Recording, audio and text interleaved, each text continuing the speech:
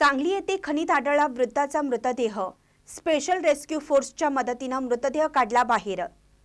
आज दिनांक 28 जानेवारी 2025 रोजी सकाळी 10:30च्या सुमारास सांगलीतील विश्रामबाग पोलीस स्टेशन हद्दीतील प्रेमनगर येथील काळीखण पाण्यात एक पुरुष मृतावस्थेत आढळला। स्थानिक नागरिकांच्या माहितीनुसार नगरसेवक कुरणे घटनास्थळी येऊन पोलीस व स्पेशल रेस्क्यू फोर्सला सूचना दिली।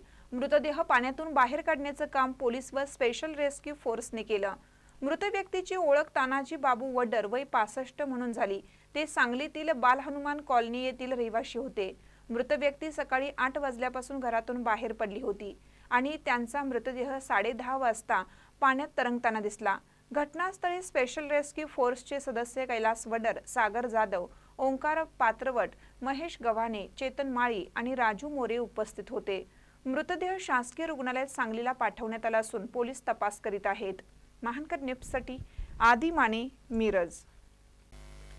ताज्या बातम्यांसाठी महानकरेला सबस्क्राइब करा आणि बेल आयकॉनला क्लिक करा।